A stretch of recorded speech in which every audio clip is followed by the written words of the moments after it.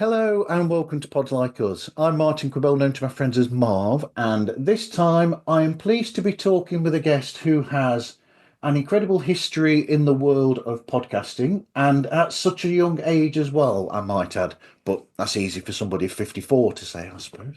My guest has worked as the director of community and content for Orderly and Squadcast FM, is on the board of governors for the Podcast Academy, has been a community manager for Descript and worked for Tink Media, among other jobs in the podcasting industry. My guest has also spoken at Podcast Movement, International Documentary Day, Radio Days Asia, Podcast Show London, Radio Days Europe, and many other high-profile shows. My guest started the Earbud Podcasting Collective, which has now hit its 8-year anniversary. Happy anniversary, by the way, and great work. Thank you. And is the presenter of podcasts that include Feedback with Earbuds, Daily Tips that may or may not help you with Ariel and Ned, Trailer Park Podcast, and Counter Programming with Shearer and Ariel.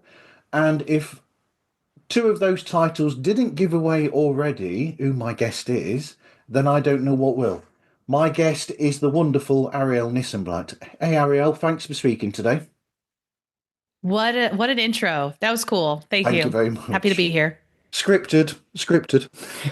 Good job. Thank you. So, going back then, what was your first experience with podcast as a listener? Yeah, as a listener, the year was 2014. I didn't really listen to podcasts before that. I had started my first job out of college and everybody was listening to podcasts. Yep. And I was not, and I didn't want to. I wanted to be different. And so I avoided listening to Serial for a long time. Wow. But then every single week when a new episode dropped, all of my colleagues would gather and discuss, and I was left out. So one weekend I binged the entire series and I was like, okay, why have I been holding back? This is the best thing I've ever heard. And I have not stopped listening since then. So yeah, investigations, long form journalism, things like that. That's definitely what I started with. Okay. A little bit of one-off edutainment podcasts. I listened to a lot of Stuff You Should Know and The Illusionist and The Memory Palace and Radio Lab and things like that. Has your listening changed then from then, and how has it developed? I definitely listen more than I did then. But I still am attracted to the same types of shows, and I listen for the same reasons, which I think I listen for utility, but I also listen for entertainment. So I guess that's evolved a little bit. I used to listen straight up for entertainment, and now I listen to learn and also to be able to share information with others. Now I would say I listen to, that was 2014 when I started listening. So it's been 11 years, which is nuts. But I would say I listen to about 5 hours of podcasts a day on average, sometimes more, sometimes less. That's what average means, they tell me. And I mostly am waking up listening to news podcasts, then throughout the day listening to an interview show here or there, a comedy show here or there. And then in the afternoon, I do my afternoon news podcasts. And then usually I'm also listening to a long form investigation series as well, alongside all those things. And I'm not super intentional with my choices. It's really more so, what am I attracted to? What are other people recommending?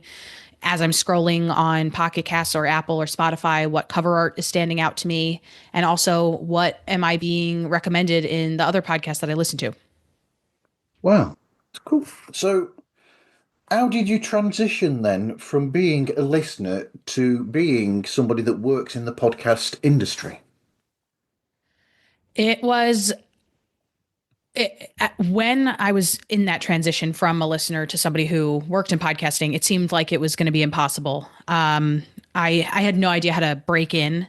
I moved to Los Angeles in 2016, and when I was living there, I was commuting a lot and I was stuck in traffic all the time. And I was listening to podcasts, but I was also listening to the radio, the LA Public Radio, which was great. Really great way to tap into what's going on in the city that I was now living. And I started just hearing the word podcast a lot and noticing that there was an industry. There were people making podcasts, whether it was on like associated with public radio stations or outside of that. And I wanted to do whatever I possibly could to have a job in the podcast industry, whatever that was. Now it's a little bit more defined, but at the time it was kind of this ethereal thing that I could not really put my finger on. And I don't think a lot of people could. And I mostly just wanted to listen to more podcasts myself and was finding that I was having trouble finding things that were worth spending 45 minutes on. So I figured other people must be having the same problem, which is what led me to start the newsletter that you mentioned in your wonderful intro, which is Earbuds Podcast Collective. The idea behind that is that each week is curated by a different person and anyone can curate a list. And the curator of the week can include one of their own podcast episodes. So I started it initially because I wanted to connect with other people who just love listening to podcasts. And then over time, I ended up meeting people who both love podcasts and also happen to make their own. So they want to show off what they've made. And it's been 8 years. And so I've recommended thousands and thousands of podcast episodes and have had hundreds of different curators, and a lot of other cool connections have come out of this. But that's the initial thing that I did to, I guess, work in the podcast space. Now I would call that an official thing that I do in the podcast space. At the time, it really was just more of like a thing to legitimize myself, because then I could email podcast creators that I was listening to and say, hey, I have this newsletter. Can we chat? And then I could also reach out to podcast conferences and say, hey, I have this newsletter. Can I come, quote unquote, cover your event as a member of the press, which felt ridiculous to say, but they bought it and I got to go to events for free. So all of that led me to eventually manage a podcast studio in Los Angeles in 2017, from 2017 to 2019, which is where I learned a lot about production and booking and engineers and how to work with engineers and things like that. And then from there, I've held a number of different jobs in a number of different areas, but the newsletter is really how it all got started. Wow. And of course, the work with the newsletter, I'm guessing, would have been easier with the fact that you are then working in the podcasting industry for these businesses that are actually part of the corporate side of podcasting. Yeah, I think so. So initially, when I started the newsletter, I had jobs outside of the podcast space that I was still doing. I worked I actually found an interesting niche in Los Angeles, which was that I was doing social media for mostly people who were 60 plus years old, who years before had some sort of project that gave them some sort of level of fame, and they didn't know what to do with that, how to keep that up now. So I was creating social profiles for them and helping them keep those up. So that was a cool job. I got to do that. I also worked for a geographer. I studied geography during undergrad. I worked for a geographer who was really skilled at preparing large institutions for natural disasters. So I did work with him on that, and I could go into that, but that's a whole nother tangent. And I was also working at a lot of different Hebrew schools, teaching kids about Jewish values. So I was doing multiple things, and eventually that transformed, and I was able to do the newsletter on the side while I moved into more podcast related jobs. That sort of works because most podcasters are doing multiple things all at the same time anyway. Exactly. Yeah. Yeah, you So, definitely are. oh, yes, thank you. It's not my only podcast either. Hmm. So we've got the story of Earbuds Podcast Collective there. So going then from starting the Earbuds Podcast Collective, then going into the world of podcasting and actually being a presenter yourself as well. Yeah, I resisted for a very long time. I was not interested in myself making a podcast because there are just so many. Even in 2019, when I started my first one, I had helped other people make them. I had guested on a bunch of podcasts about the same thing that I guest on podcasts on now, which is the podcast industry, or career stuff. But I myself was not super keen on starting a show, starting my own RSS feed, because I had this newsletter and I really wanted the newsletter to stand on its own. And I still do. But in 2019, I pretty quickly, like within the span of a day, was convinced to start a podcast and then put up the first episode the next day of a podcast to go alongside the newsletter. The podcast being called Feedback with Earbuds. So it's a podcast recommendation podcast. And that podcast has had a bunch of different iterations over the years. And right now it's on hiatus, but who knows, may come back. I do publish every once in a while on that feed, either a recommendation for another episode, or I often ask my listeners, if I were to come back, what would that sound like? You know, I try to crowdsource some ideas there of, you do a podcast about podcasts, and I think it's an interesting niche that has not yet been figured out yet. So I'm also still trying to figure that out. But yeah, that's how I got started making shows. That was in 2019. And then in 2020, during the pandemic, I started a show with my friend Shira, that you mentioned, Counter Programming, where we focused on anything with the word count or counter in the title. So Count Dracula, Count Von Count, step counters, really anything that you can possibly imagine, counting crows, like an edutainment type show that I mentioned before that I'm interested in listening to, I made. And then I've added things to that slowly since, mostly about the business of podcasting. And that's been a fun niche to occupy, even if it doesn't get the largest download numbers. It just contributes to my who I am, in that I clearly love doing this and I love listening to podcasts. Well, it's got two things to that. You've got they've got your interest in the world of podcasting and podcasts themselves in all of these shows, maybe with the exception of counter programming. But in all of those shows that you do, including that, there's a positivity there, which is really, I don't know whether to say attractive or not, but it sort of does. It's brings people in, and it's joyful listening. Um, Counter programming. I liked the one when you went to the farm and you were counting all the different animals that were on the farm. That was an Oh my God, interesting thank one. you. Wow, I forgot about that time in my life. That was in Minnesota. And Shira was technically not with me, I believe. You must have listened to it recently. But yeah, I was traveling across the country and Shira and I needed to put out an episode. And I happened to be on a farm. So I was like, let's count some sheep. Yeah, it's interesting. It's like, well, it is basically just making it up on the spot. You're just there and you're Exactly. thinking, I've got the device to do the recording. Let's do it now. Let's Here's a make good some idea. content. Yeah. Yeah.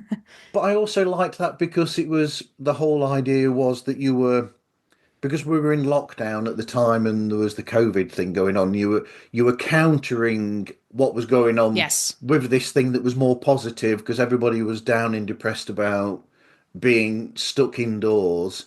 I know what to do. Yes. We'll do this to counter that and make people happier, which is a good thing. That was exactly the idea. During the early days of the pandemic, I was walking a lot of dogs in Los Angeles, like at least 5 miles a day, in addition to listening to about 10 hours of podcasts a day. It was the highlight of my life, I'm sorry to say. I really thrived during the pandemic. And while I was walking a dog one time, I had this idea to create a podcast that would offer counter programming to other people who were struggling during the pandemic. I, for one, was not. And I'm being ridiculous. I obviously definitely had some setbacks during the pandemic, but I called Shira up and I said, I think that we do this podcast and I think we record it remotely. And I think that we then put it out and we have a podcast. And she was down because she had, right before the pandemic, started doing stand-up comedy and wanted a way to keep that up. So we pretty quickly got that mobilized and out the door. And the fact that you were both friends, and it's almost like when you were talking, you were natural with each other. I'll just be Yeah. honest and say that I've listened to counter programming beforehand, and all I did was basically, because we were going to chat today, I did a re-listening to some episodes to bring me back, to Nice. remind me again, because it's been a while since the show was on. So that was one. There you go. You've got Love some that. Thank you. re-listens. I hope it stands. I hope it still stands. It It does. has been a while since I've listened. It does. It does. So the podcast then. Oh, listeners' questions, Marv. Get these out. Yay. Okay. We'll start with our both of our. Me and you have got the same friend with James Cridland. Yeah. Wow. And Cool. well, James's question is a bit too simple. Maybe he just said, "Ask Ariel if she's coming to Chicago." I sure am. Yes, I'll be in Chicago for Podcast Movement. I arrive early April and I'm there until the 4th. And I am going to be speaking on a number of different panels. One with Lauren Passell. We're talking about, we're doing an interesting talk that we've never done before called Winners by the Numbers, where we're talking about podcasts that were featured on a lot of best of lists for 2024. And we've spoken to a few of them. We sent a few questions to some of the shows that have appeared on a bunch of lists. And we've asked them, did this do anything for your show? Did you gain listeners? Or what did you do with these press mentions? And we're going to be talking about the similarities and differences between the shows that were mentioned a bunch on these different lists. And then I'm on a panel with Norma Jean Belenke. And I think I'm on I'm moderating a panel that is to be determined what the focus is going to be. But yes, I'll be there. I'll be very active, James. Thank you for asking. I'm sure James will be active as well. I'm sure he will. J.R. Sparrow from West Virginia Uncommonplace said, with so many podcasts available today, listener habits are constantly evolving. From your experience curating content and engaging with podcast communities, what trends have you noticed in how people discover, consume, and stay loyal to podcast? And how can creators adapt to these changing behaviors to grow their audience?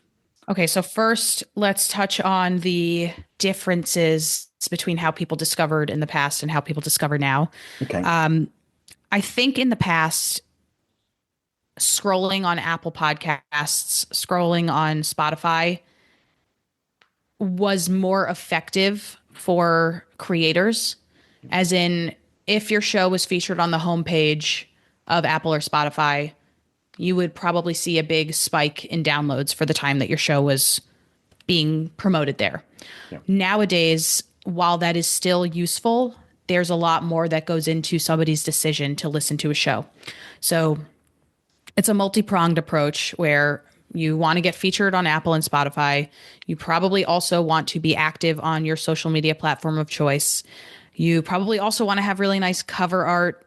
The trailer for your podcast better be absolutely banging so that somebody who is considering listening to it is, gripped by it within the first few seconds and needs to listen to more. I do think that in the past, it's not that there were fewer choices. I mean, technically there were, but not by many. Like, there's always been, in the time that most people have been listening to podcasts, there have been thousands and thousands of choices.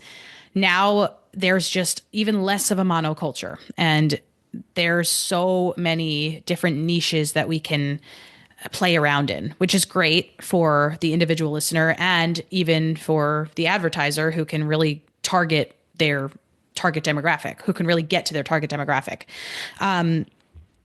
It does mean, though, that creators are having trouble growing their audiences if they were hoping to get, huge numbers, but the audiences that they do cultivate are usually very, very tapped into what they're doing.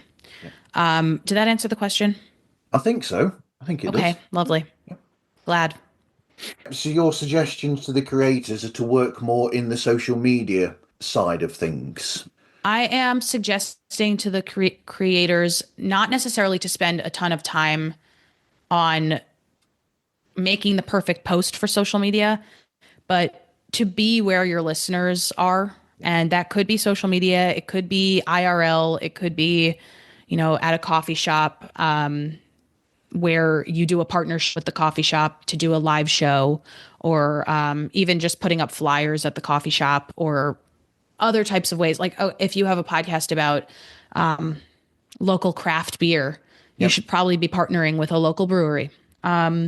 So I think that there are interesting and untapped ways that we can get in front of our intended audiences. And then we need to take the time to figure out why it is that they choose to, with their very limited time, listen to my show, listen to our show, Yep. and figure out where more of those people hang out. Yep. I mean, I'd also probably suggest to podcast creators that another good way to promote yourselves is to put yourself out there if you've got the time on other people's shows as well. Definitely. I think that's something that is really good for getting your show out there to people. Definitely, yes. Guesting on other shows, and maybe co-hosting a show with somebody whose audience is similar to yours, and then running that episode on both of your feeds. That's a fun thing to do, just to get in front of more people. I think the question from DJ Scoob is almost similar. DJ Scoob from Undiscovered I know DJ Entrepreneur. Scoob. You do, yeah. Nice. Undiscovered Yes. Entrepreneur. And he was saying, what do you think's the biggest change in podcasting from when you started to now? That's a good question. And there's definitely a difference in there from the last one. Money. I think money has come and gone and come back again, and gone and come back again in different sectors of the podcast space. When I first started, it was really ramping up. So this was like 2016, 2017. More and more institutions that were previously making either radio or video or whatever were also creating audio only podcast feeds. And it was really an exciting time, and they were trying to cultivate audiences, and they were having live events in order to meet those people. And then obviously during the pandemic, the real live events were not happening, but people were still very much listening to podcasts. There was a lot of investment in celebrity driven shows, and in larger media organizations paying creators to make long form investigation related shows, things like that. And then 23, 24, 25, there's been a lot of layoffs, and that seems to continue. And yet still there is an interest in audio only, and even audio plus video clips. And I do think that the value proposition of podcasts, which is I'm going to go for a walk and listen to a podcast, and I'm going to search for any topic I could possibly want to learn about, and there's probably a show that's worth my time that'll help me learn about that, that still exists. And I think it will continue to exist. So I think the biggest change is that money has come and gone, and it will continue like that. But I think what stays constant is that people want to continue listening. Absolutely. So, what would you say are podcasting necessities? The obvious ones are your microphone, which you have got to make sure is plugged in. Your headphones, which should be wired, but it's not absolutely necessary. You've got to have a solid plan for your first season if you're going to go by way of seasons. Having some sort of marketing plan is a good way to get started. It does not have to be the most complex thing in the world, and don't be scared by the word marketing, because that really can mean just, emailing your guest each time to let them know that their episode is live, and here are some assets that they can post on social media. At least you're doing something. There's also more, and I've written a lot about podcast marketing resources over the years, but it's a whole nother podcast episode. There's also having a trailer is very important, as you can imagine, from someone that has a podcast about podcast trailers. I think that they are just a great way of onboarding a listener, giving them an on ramp to figure out if this show is for them. Those are some of the necessities. Yeah, and your podcast, Truck and Trailer Park, does a very good job of that as well, because it might pick up on some things. Tim in the past and yourself now might pick up on some things that you'd say, maybe it's a bit long, because there's sometimes you say that there's a specific limit, isn't there? Sort of like around a minute to a minute and a half is a good length for a trailer For most people. for Yeah. most people. So yeah, I think it does a good job of looking and making suggestions to people where it's needed, and then picking out the positives. Because, like I keep saying, Thank you. the positives, you're always for the most part about the positive side of things. Yeah. I try not to hurt anyone's feelings, but I do try to give, real critical feedback when I'm doing my trailer analyses. I try to do the same myself. What was I going to say? So, it is an interesting one, I think, because I think this is the topic of the moment, which is podcasting 2.0. So, what do you think about the changes that are happening with? Because basically, all that podcasting 2.0 is just to change to the RSS feed and what you can do with it. So, what do you think of the changes that are taking place with it? How do you think it will change the podcast? And are there things that you think should be in there that aren't?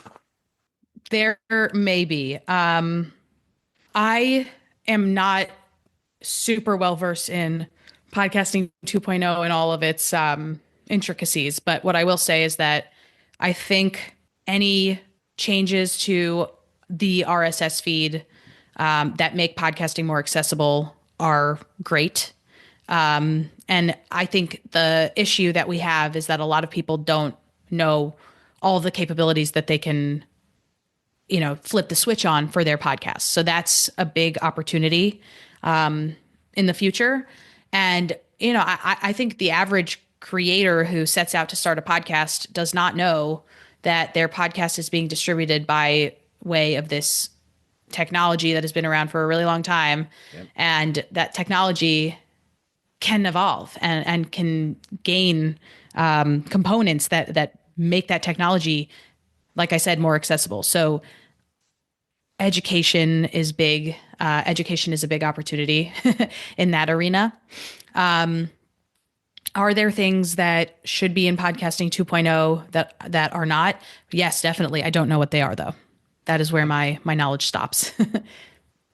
For anybody interested in what's going on in the world of podcasting in that way, podcasting 2.0, I think Claire Waite Brown's show, Podcasting 2.0 in Practice, is a really good place to go, resource for people to go to as a podcast. And the website as well is fantastic that goes with that. The work that she's doing is brilliant. Nice. So, what do you like to listen to yourself, podcast-wise? Thank you for asking. Let's see. I will give you my listening history for the past few days. Okay. This morning, I woke up and I listened to Mark Maron, WTF with Mark Maron, been around forever. I'm listening to episode 1620. He has been making this show since, I don't even know, since the Obama era. He had Obama on a few times. On with Kara Swisher. I like Kara Swisher a lot. I listen every day to The Daily Zeitgeist, which is my favorite news program. They post one episode in the morning and one in the afternoon. I always listen to The Brian Lair Show, which is a New York City-based radio program that also gets distributed via a podcast feed. I love it because they break up each of the segments into an episode, so I can pick and choose. I listen to Secretly Incredibly Fascinating, which is from the Maximum Fun Network. It's about this is the tagline: why being alive is more interesting than we would think, or something like that. So the most recent episode that I listened to is 6 Degrees of Kevin Bacon, and it goes into the whole phenomenon of like how humans are connected throughout the world. I always listen to Today Explained from Vox Media. I always listen to a daily show called The Puzzler from AJ Jacobs, which is a daily puzzle show. I think you've listened to that too. I have, but we only get it on Amazon in the UK because of rights issues. Interesting. There is a puzzle magazine that's brought out in the UK and has been for nearly 50 years called The Puzzler. Wow. So it's trademarked and copyright over in the UK. So that's why there's issues with it. That's crazy. But if you're a UK listener and you want to listen to that show, which is fantastic, AJ is hilariously funny in that. He's awesome. And so listen on Amazon Podcast or Amazon Music, it's part of now. Yeah, it's great. So yeah, you'll notice a lot of daily shows and then also a lot of weekly shows that are in there. There's many more, and I could go into them, but it's probably worth subscribing to my newsletter. In fact, we're going to get to that now, actually. So contact details, how people can find your newsletter and contact you and find the shows. Thank you for asking. I am most available to chat on LinkedIn. That's where I spend most of my social media time, just my name. I also have a website, ariellenissenblatt.com, where you can check out all my links to things. And I have a newsletter called Earbuds Podcast Collective, which you can get by going to newsletter.earbuds.audio. And those are the ways that we can be in touch. That's great. I need to put more time into LinkedIn, I think. It's fun. Thanks for speaking with me today, Ariel. This has been brilliant. Thank you for having me. You ask great questions, ones that I have not heard before. Thank you. Thank you very much. That's a compliment. Thank you very much. Yes, absolutely. Thank you. You can find Pods Like Us on any streaming platform. We are on X, Instagram, Facebook, and Threads. Oh, and Blue Sky as well. That's the new in thing, Blue Sky. Sure is. You can contact us through podslikeus@gmail.com. And we also have a Patreon page. Anyway, thank you everyone for listening, and I hope you listen again to another episode of Pods Like Us.